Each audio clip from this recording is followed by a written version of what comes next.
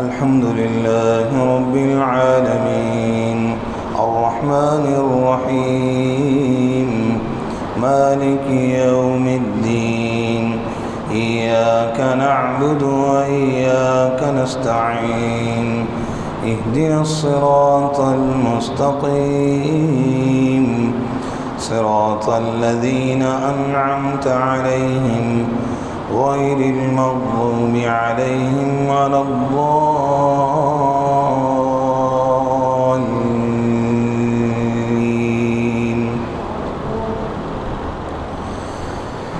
وإلى عاد أخاهم هودا قال يا قوم اعبدوا الله ما لكم من إله غيره إن أنتم إلا مفترون.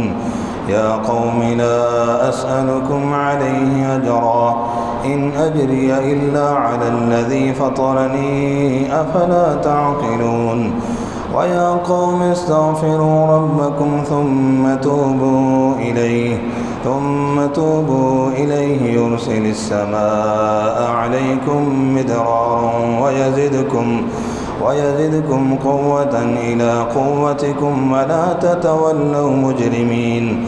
قالوا يا هود ما جئتنا ببينة وما نحن بتاركي آلهتنا عن قولك وما نحن لك بمؤمنين إن نقول إلا اعتراك بعض آلهتنا بسوء.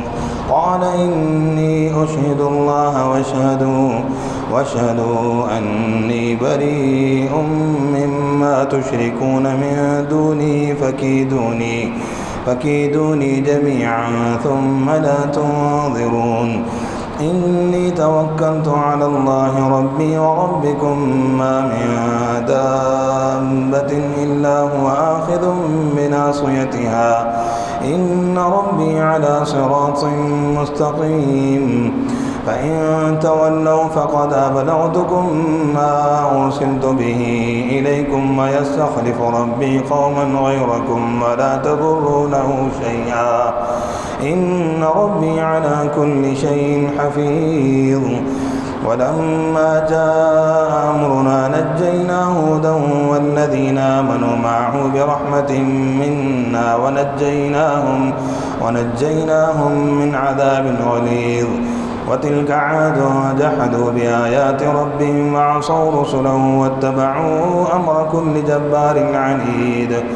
وأتبعوا في هذه الدنيا لعنة ويوم القيامة ألا إن عادا كفروا ربهم ألا بعدا لعاد قوم هود. وإلى ثمود أخاهم صالحا قال يا قوم اعبدوا الله ما لكم من إله غيره هو أنشأكم من الأرض واستعمركم فيها فاستغفروه ثم توبوا إليه إن ربي قريب مجيب.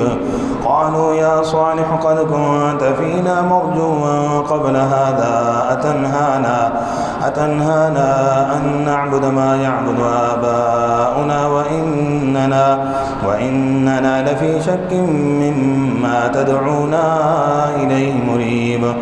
قال يا قوم أرأيتم إن كنت على بينة من ربي وآتاني منه رحمة فمن ينصرني من الله إن عصيته فما تزيدونني غير تخسير.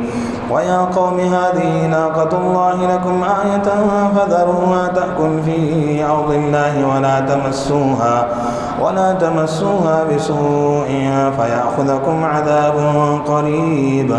فعقروها فقال تمتعوا في داركم 3 أيام ذلك وعد غير مكذوب. فلما جاء أمرنا نجينا صالحا والذين آمنوا معه برحمة منا ومن خزي يومئذ إن ربك هو القوي العزيز. وأخذ الذين ظلموا الصيحة فأصبحوا في ديارهم جاثمين كأن لم يغنوا فيها ألا إن ثمود كفروا ربهم ألا بعدا لثمود. ولقد جاءت رسلنا إبراهيم بالبشرى قالوا سلاما قال سلام فما لبث أن جاء بعجل حنيذ فلما رأى أيديهم لا تصل إليه نكرهم وأوجس منهم خيفة قالوا لا تخف إنا أرسلنا إلى قوم لوط وامرأته قائمة فضحكت فبشرناها بإسحاق ومن وراء إسحاق يعقوب قالت يا ويلتى أألد وأنا عجوز وهذا بعلي شيخا إن هذا لشيء عجيب قالوا أتعجبين من أمر الله رحمة الله وبركاته عليكم أهل البيت إنه حميد مجيد فلما ذهب عن إبراهيم الروع وجاءته البشرى يجادلنا في قوم لوط إن إبراهيم لحليم أواه منيب يا إبراهيم أعرض عن هذا إنه قد جاء أمر ربك وإنهم آتيهم عذاب غير مردود ولما جاءت رسلنا لوطا سيء بهم وضاق بهم ذرعا وقال هذا يوم عصيب وجاءه قومه يهرعون إليه ومن قبل كانوا يعملون السيئات قال يا قوم هؤلاء بناتي هن أطهر لكم فاتقوا الله ولا تخزون في ضيفي أليس منكم رجل رشيد قالوا لقد علمت ما لنا في بناتك من حق وإنك لتعلم ما نريد قال لو أن لي بكم قوة أو آوي إلى ركن شديد قالوا يا لوط إنا رسل ربك لن يصلوا إليك فأسر بأهلك بقطع من الليل ولا يلتفت منكم أحد إلا امرأتك إنه مصيبها ما أصابهم إن موعدهم الصبح أليس الصبح بقريب فلما جاء أمرنا جعلنا عاليها سافلها وأمطرنا عليها حجارة من سجيل منضود مسومة عند ربك وما هي من الظالمين ببعيد وإلى مدين أخاهم شعيبا قال يا قوم اعبدوا الله ما لكم من إله غيره ولا تنقصوا المكيال والميزان إني أراكم بخير وإني أخاف عليكم عذاب يوم محيط ويا قوم أوفوا المكيال والميزان بالقسط ولا تبخسوا الناس أشياءهم ولا تعثوا في الأرض مفسدين بقية الله خير لكم إن كنتم مؤمنين وما أنا عليكم بحفيظ قالوا يا شعيب صلاتك تأمرك أن نترك ما يعبد آباؤنا أو أن نفعل في أموالنا ما نشاء إنك لأنت الحليم الرشيد قال يا قوم أرأيتم إن كنت على بينة من ربي ورزقني منه رزقا حسنا وما أريد أن أخالفكم إلى ما أنهاكم عنه إن أريد إلا الإصلاح ما استطعت وما توفيقي إلا بالله عليه توكلت وإليه ينيب ويا قوم لا يجرمنكم شقاقي أن يصيبكم مثل ما أصاب قوم نوح أو قوم هود أو قوم صالح وما قوم لوط منكم ببعيد واستغفروا ربكم ثم توبوا إليه إن ربي رحيم ودود قالوا يا شعيب ما نفقه كثيرا مما تقول وإنا لنراك فينا ضعيفا ولولا رهتك لرجمناك وما أنت علينا بعزيز قال يا قوم أراطي أعز عليكم من الله واتخذتموه وراءكم ظهريا إن ربي بما تعملون محيط ويا قوم اعملوا على مكانتكم إني عامل سوف تعلمون من يأتيه عذاب يخزيه ومن هو كاذب وارتقبوا إني معكم رقيب ولما جاء أمرنا نجينا شعيبا والذين آمنوا معه برحمة منا وأخذت الذين ظلموا الصيحة فأصبحوا في ديارهم جاثمين كأن لم يغنوا فيها ألا بعدا لمدين كما بعدت ثمود ولقد أرسلنا موسى بآياتنا وسلطان مبين إلى فرعون وملئه فاتبعوا أمر فرعون وما أمر فرعون برشيد يقدم قومه يوم القيامة فأوردهم النار وبئس الورد المورود وأطمعوا في هذه لعنة ويوم القيامة بئس الرفد المرفود ذلك من أنباء القرى نقصه عليك منها قائم وحصيد وما ظلمناهم ولكن ظلموا أنفسهم فما أغنت عنهم عاليتهم التي يدعون من دون الله من شيء لما جاء أمر ربك وما زادوهم غير تتبيب فما أغنت عنهم آلهتهم التي يدعون من دون الله من شيء لما جاء أمر ربك وما زادوهم غير تتبيب وكذلك أخذ ربك إذا أخذ القرى وهي ظالمة إن أخذه أليم شديد إن في ذلك لآية لمن خاف عذاب الآخرة ذلك يوم مجموع له الناس وذلك يوم مشهود وما نؤخره إلا لأجل معدود يوم يأتي لا تكلم نفس إلا بإذنه فمنهم شقي وسعيد فأما الذين شقوا ففي النار لهم فيها زفير وشهيق خالدين فيها ما دامت السماوات والأرض إلا ما شاء ربك إن ربك فعال لما يريد وأما الذين سعدوا ففي الجنة خالدين فيها ما دامت السماوات والأرض إلا ما شاء ربك عطاء غير مجذوذ فلا تك في مرية مما يعبد هؤلاء ما يعبدون إلا كما يعبد آباؤهم من قبل وإنا لموفوهم نصيبهم غير منقوص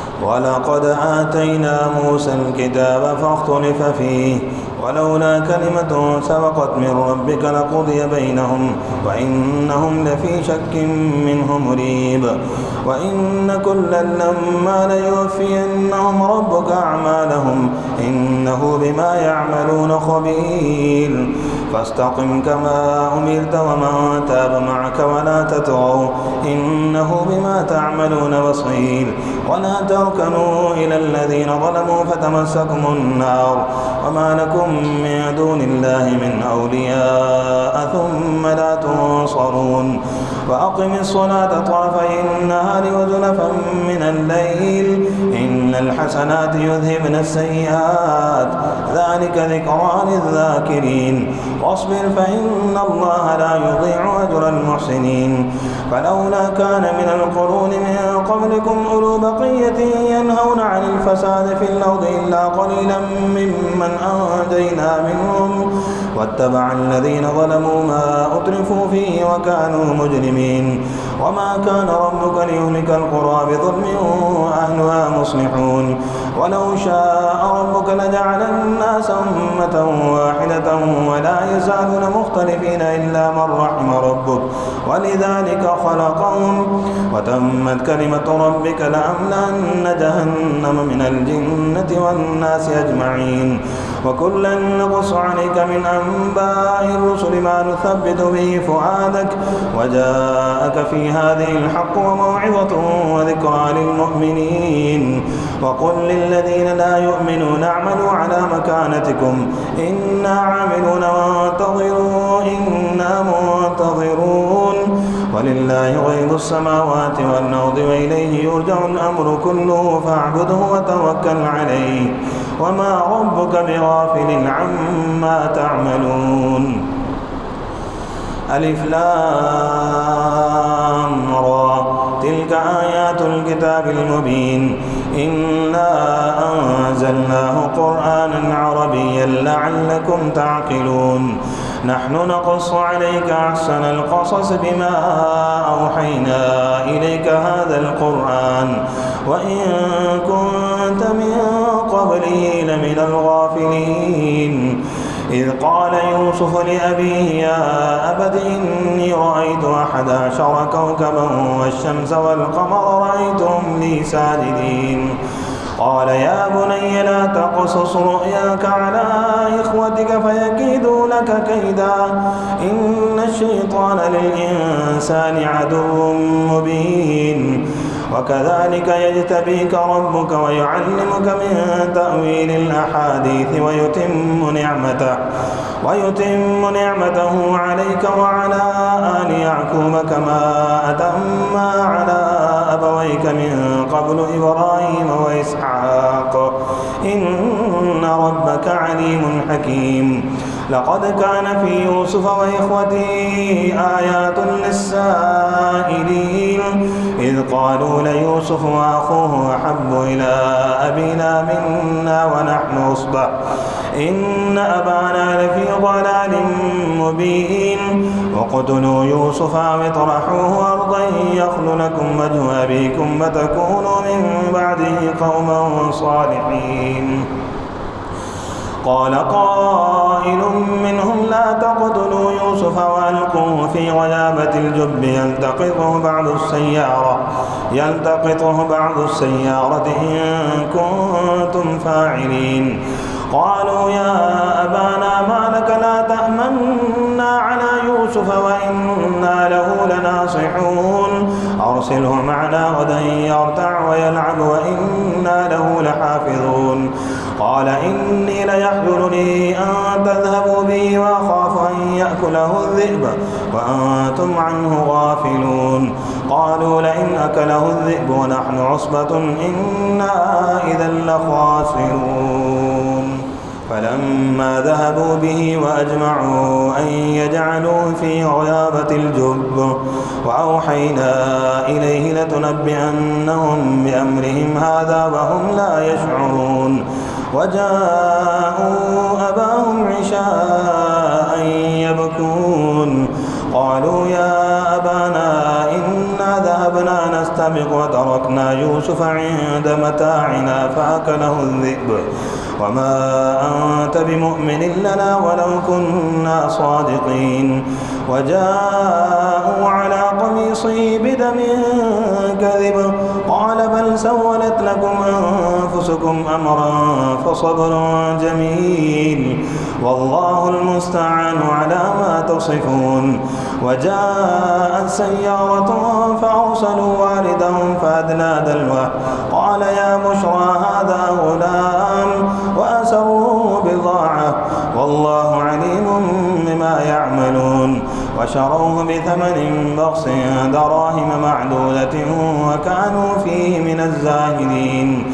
وقال الذي اشتراه من مصر لامرأته أكرمي مثواه عسى أن ينفعنا أو نتخذه ولدا وكذلك مكنا ليوسف في الأرض ولنعلمه من تأويل الأحاديث والله غالب على أمره ولكن أكثر الناس لا يعلمون. ولما بلغ أشده آتيناه حكما وعلما وكذلك نجزي المحسنين. وراودته التي هو في بيتها عن نفسه وغلقت الأبواب وقالت هيت لك قال معاذ الله إنه ربي أحسن مثواي إنه لا يفلح الظالمون. ولقد همت به وهم بها لولا أن رأى برهان ربه كذلك لنصرف عنه السوء والفحشاء إنه من عبادنا المخلصين. واستبق الباب وقدت قميصه من دبر وألف يا سيدها لدى الباب قالت ما جزاء من أراد بأهلك سوءا إلا أن يسجن أو عذاب أليم.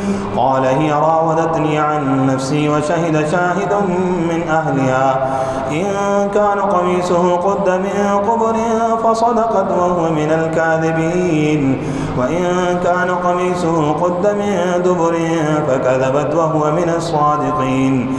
فلما رأى قميصه قد من دبر قال إنه من كيدكن إن كيدكن عظيم. يوسف أعرض عن هذا واستغفري لذنبك إنك كنت من الخاطئين.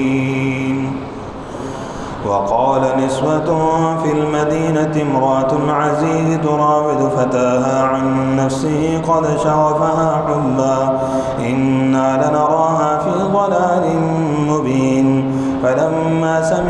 مكرهن أرسلت إليهن وأعتدت لهن متكأ وآتت كل واحدة منهن سكينا وقالت اخرج عليهن فلما رأينه أكبره وقطعن أيديهن وقلن حاش لله ما هذا بشرا إن هذا إلا ملك كريم. قالت فذلكن الذي لمتنني فيه ولقد راودته عن نفسه فاستعصم ولئن لم يفعل ما آمره ليسجنن وليكون من الصاغرين.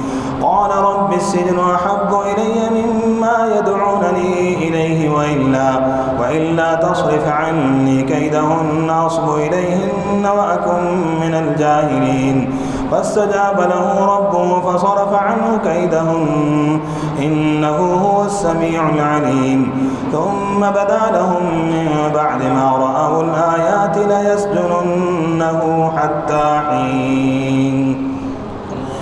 ودخل معه السجن فتيان قال أحدهما إني أراني أعصر خمرا وقال الآخر إني أراني أحمل فوق رأسي خبزا تأكل الطير منه نبئنا بتأويله إنا نراك من المحسنين. قال لا يأتيكما طعام ترزقانه إلا نبأتكما بتأويله قبل أن يأتيكما ذلكما مما علمني ربي إني تركت ملة قوم لا يؤمنون بالله وهم بالآخرة هم كافرون واتبعت ملة آبائي إبراهيم وإسحاق ويعقوب ما كان لنا أن نشرك بالله من شيء ذلك من فضل الله علينا وعلى الناس ولكن أكثر الناس لا يشكرون. يا صاحبي السجن أأرباب متفرقون خير أم الله الواحد القهار ما تعبدون من دونه إلا أسماء سميتموها أنتم آباؤكم ما أنزل الله بها من سلطان إن الحكم إلا لله أمر أن لا تعبدوا إلا إياه ذلك الدين القيم ولكن أكثر الناس لا يعلمون. يا صاحبي السجن أما أحدكما فيسقي ربه خمرا وأما الآخر فيصلب فتأكل الطير من رأسه قضي الأمر الذي فيه تستفتيان. وقال للذي ظن أنه ناج منهما اذكرني عند ربك فأنساه الشيطان ذكر ربه فلبث في السجن بضع سنين. وقال الملك إني أرى 7 بقرات سمان يأكلهن 7 عجاف و7 سنبلات خضر وأخر يابسات. يا أيها الملأ أفتوني في رؤياي إن كنتم للرؤيا تعبرون. قالوا أضغاث أحلام وما نحن بتأويل الأحلام بعالمين. وقال الذي نجا منهما وادكر بعد أمة أنا أنبئكم بتأويله فأرسلون. يوسف أيها الصديق أفتنا في 7 بقرات سمان يأكلهن 7 عجاف و7 سنبلات خضر وأخر يابسات لعلي أرجع إلى الناس لعلهم يعلمون. قال تزرعون 7 سنين دأبا فما حصدتم فذروه في سنبله إلا قليلا مما تأكلون. ثم يأتي من بعد ذلك 7 شداد يأكلن ما قدمتم لهن إلا قليلا مما تحصنون. ثم يأتي من بعد ذلك عام فيه يغاث الناس وفيه يعصرون. وقال الملك ائتوني به فلما جاءه الرسول قال ارجع إلى ربك فاسأله ما بال النسوة اللاتي قطعن أيديهن إن ربي بكيدهن عليم. قال ما خطبكن إذ راوتن يوسف عن نفسه قلن حاش لله ما علمنا عليه من سوء قالت امرأة العزيز الآن حصحص الحق أنا راودته عن نفسه وإنه لمن الصادقين ذلك ليعلم أني لم أخنه بالغيب وأن الله لا يهدي كيد الخائنين. الحمد لله رب العالمين الرحمن الرحيم مالك يوم الدين إياك نعبد وإياك نستعين اهدنا الصراط المستقيم صراط الذين أنعمت عليهم غير المغضوب عليهم ولا الضالين.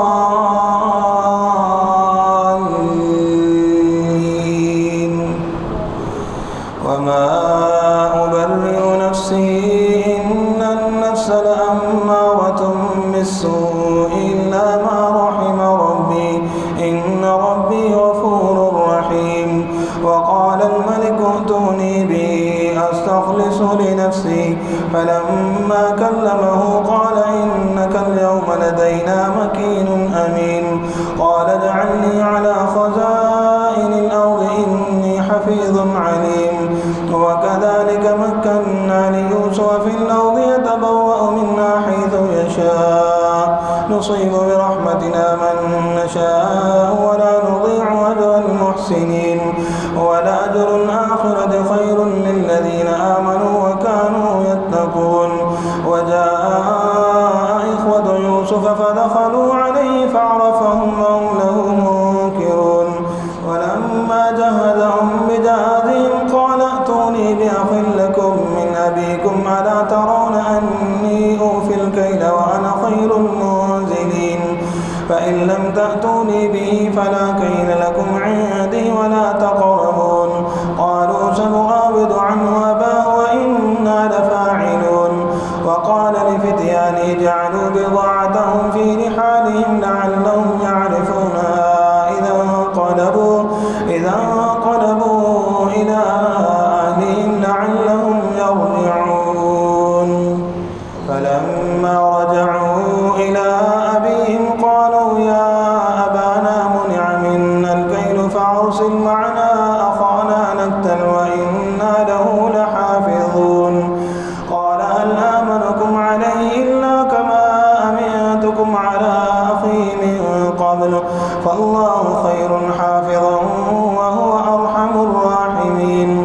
ولما فتحوا متاعهم وجدوا بضاعتهم ردت إليهم قالوا يا أبانا ما نبغي هذه بضاعتنا ردت إلينا ونمير أهلنا ونخفض أخانا ونزداد كيل بعير ذلك كيل يسير. قال لن أرسله معكم حتى تؤتون موثقا من الله لتأتونني به إلا أن يحاط بكم فلما آتوا موثقهم قال الله على ما نقول وكيل.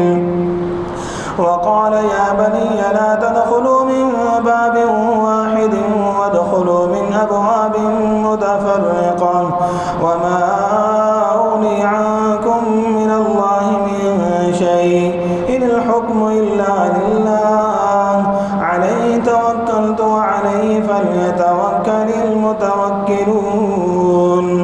ولما دخلوا من حيث أمرهم أبوهم ما كان يغني عنهم من الله من شيء إلا حاجة في نفس يعقوب قضاها وإنه لذو علم لما علمناه ولكن أكثر الناس لا يعلمون. ولما دخلوا على يوسف آوى إليه أخاه قال إني أنا أخوك فلا تبتئس بما كانوا يعملون. فلما جهزهم بجهازهم جعل السقاية في رحل أخيه ثم أذن مؤذن أيتها العير إنكم لسارقون. قالوا أقبلوا عليهم ماذا تفقدون؟ قالوا نفقد صواع الملك ولمن جاء به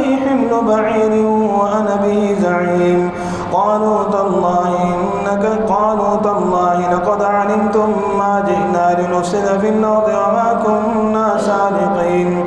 قالوا فما جزاؤه إن كنتم كاذبين. قالوا جزاؤه من وجد في رحله فهو جزاؤه كذلك نجزي الظالمين.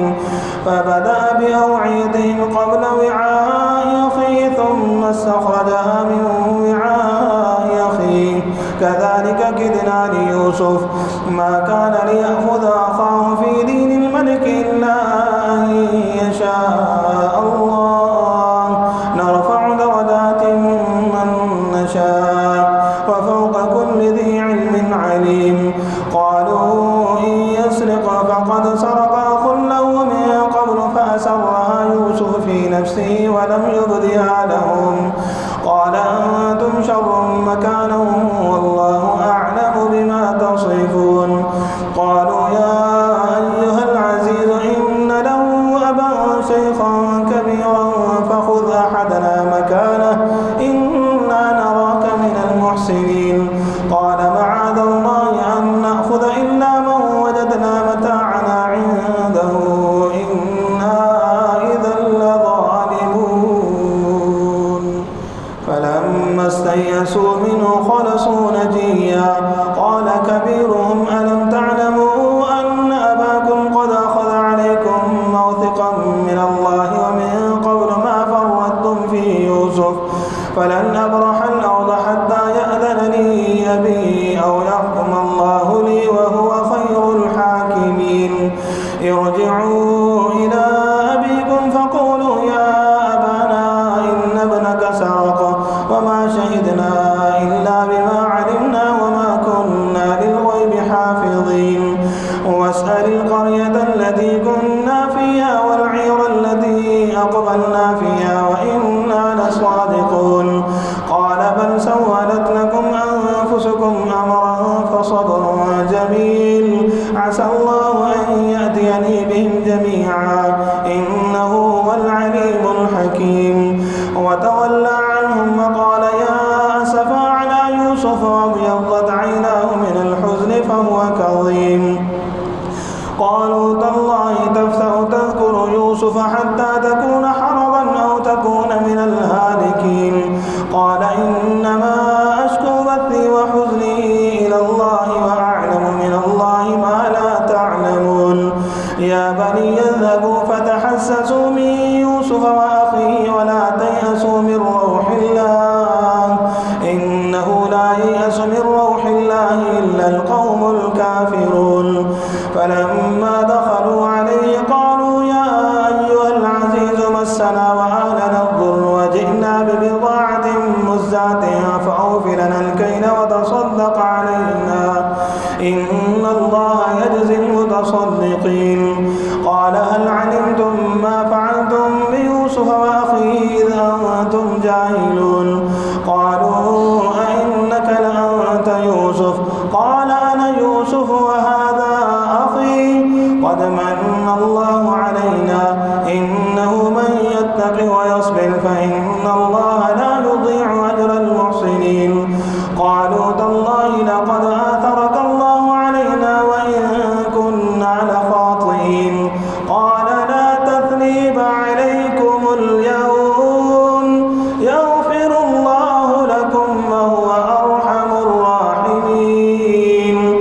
اذهبوا بقميصي هذا فألقوه على وجه أبي يأت بصيرا وأتوني بأهلكم أجمعين. ولما فصلت العير قال أبوهم إني لأجد ريح يوسف لولا أن تفندون. قالوا تالله إنك لفي ضلالك القديم. فلما أن جاء البشير ألقاه على وجهه فارتد بصيرا. قال ألم أقل لكم إني أعلم من الله ما لا تعلمون. قالوا يا أبانا استغفر لنا ذنوبنا إنا كنا خاطئين. قال سوف أستغفر لكم ربي إنه هو الغفور الرحيم. فلما دخل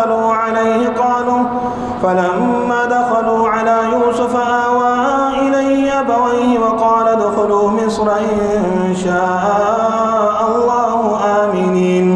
ورفع أبويه على العرش وخروا له سجدا وقال يا أبت هذا تأويل رؤياي من قبل قد جعلها ربي حقا وقد أحسن بي إذ أخرجني من السجن وجاء بكم من البدو من بعد أن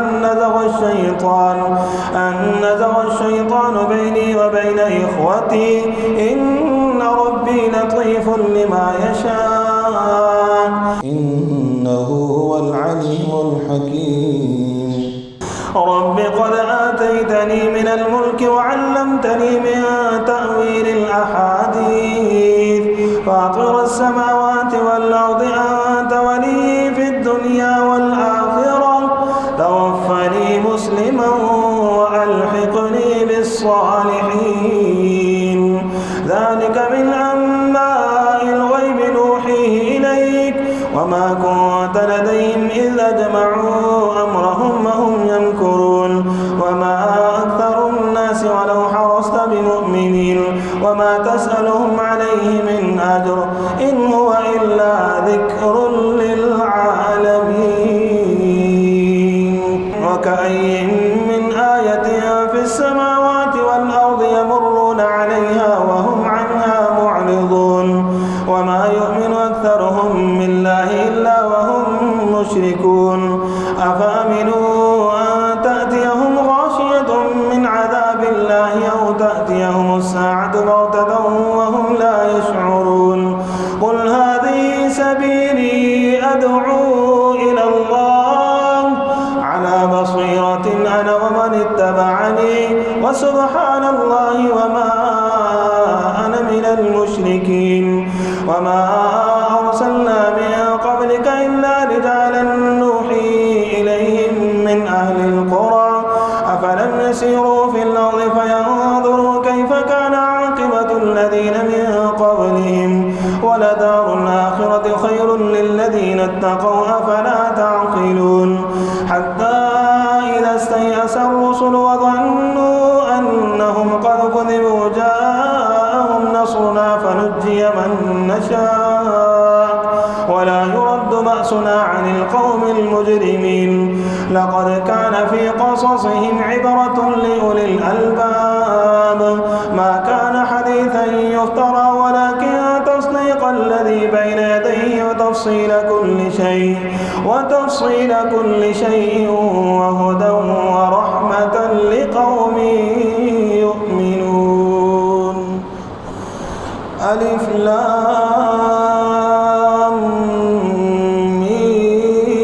ميم را تلك آيات الكتاب والذي أنزل إليك من ربك الحق ولكن أكثر الناس لا يؤمنون.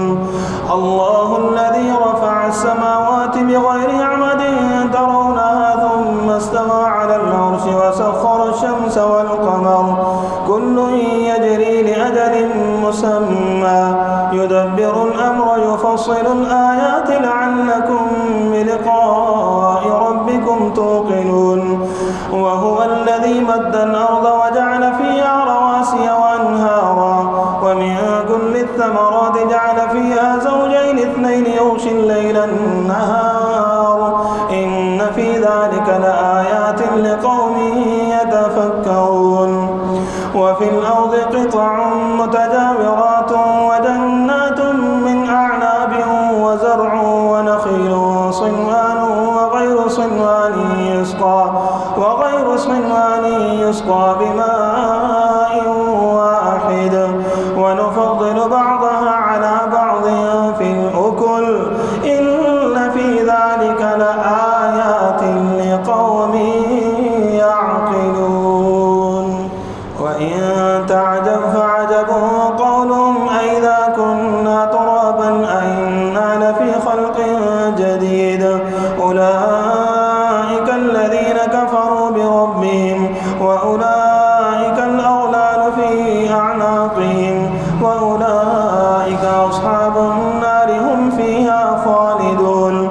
ويستعجلونك بالسيئة قبل الحسنة وقد خلت من قبلهم المثلات وإن ربك لذو مغفرة للناس على ظلمهم وإن ربك لشديد العقاب ويقول الذين كفروا لولا أنزل عليه آية من ربه إنما أنت منذر ولكل قوم هاد الله يعلم ما تحمل كل أنثى وما تغيض الأرحام وما تزداد وكل شيء عنده بمقدار عالم الغيب والشهادة الكبير المتعال سواء منكم من أسر القول ومن جهر به ومن هو مستخف بالليل وسارب بالنهار له معقبات من بين يديه ومن خلفه يحفظونه من أمر الله إن الله لا يغير ما بقوم حتى يغيروا ما بأنفسهم وإذا أراد الله بقوم سوءا فلا مرد له وما لهم من دونه من وال هو الذي يريكم البرق خوفا وطمعا وينشئ السحاب الثقال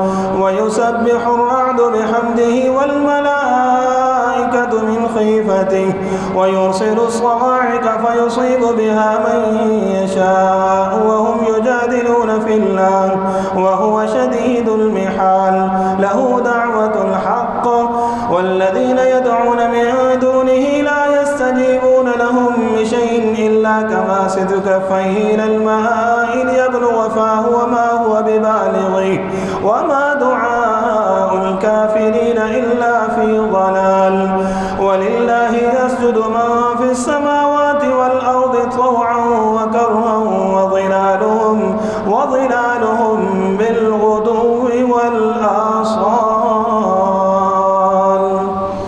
الله أكبر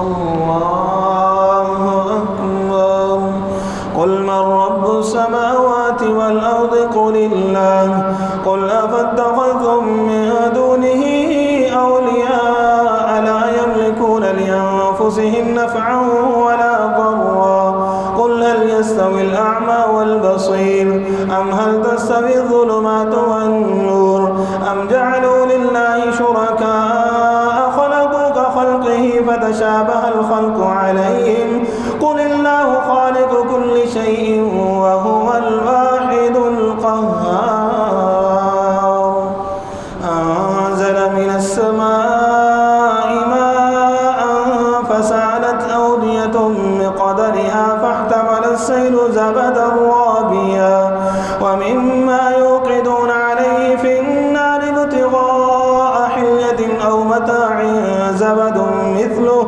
كذلك يضرب الله الحق والباطل فأما الزبد فيذهب جفاء وأما ما ينفع الناس فيمكث في الأرض كذلك يضرب الله الأمثال للذين استجابوا لربهم الحسنى والذين لم يستجيبوا له لو أن لهم ما في الأرض جميعا ومثله معه لافتدوا به أولئك لهم سوء الحساب ومأواهم جهنم وبئس المهاد الحمد لله رب العالمين الرحمن الرحيم مالك يوم الدين إياك نعبد وإياك نستعين اهدنا الصراط المستقيم صراط الذين أنعمت عليهم غير المغضوب عليهم ولا الضالين إذا جاء نصر الله والفتح ورأيت الناس يدخلون في دين الله أفواجا فسبح بحمد ربك واستغفره إنه كان توابا. الحمد لله رب العالمين الرحمن الرحيم مالك يوم الدين إياك نعبد وإياك نستعين اهدنا الصراط المستقيم صراط الذين أنعمت عليهم غير المغضوب عليهم ولا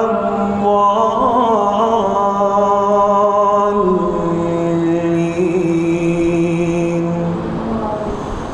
تبت يدا أبي لهب وتب ما